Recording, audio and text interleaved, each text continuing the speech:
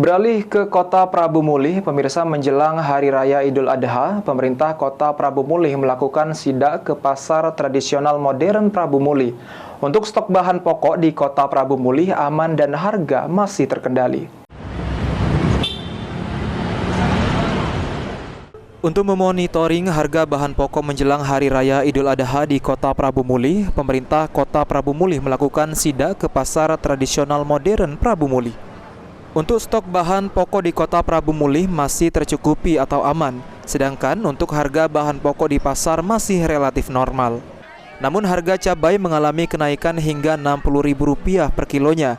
Kenaikan harga cabai ini sudah biasa saat menjelang Hari Raya. Menurut PJ Wali Kota Prabu Mulih, Elman mengatakan harga cabai sudah 1 minggu ini mengalami kenaikan.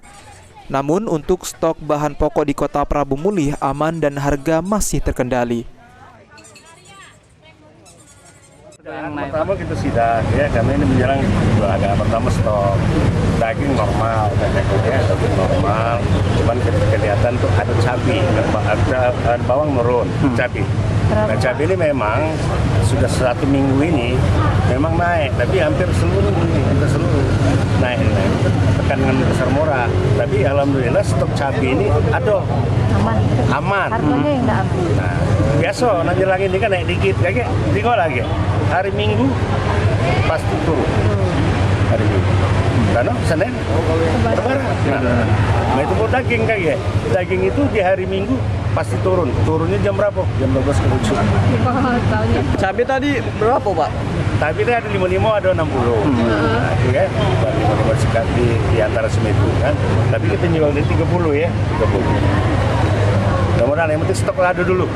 Yang gawat ini stok nakati harga udah keruan. Berarti bisa kita pastikan stok aman. Aman stok. Dan memang harga masih terkendali. Masih terkendali harga. Untuk menekan harga kebutuhan pokok, pemerintah Kota Prabu Mulih terus melakukan pasar murah. Anggi Perkasa, PAL TV. Tegalung hadir di sini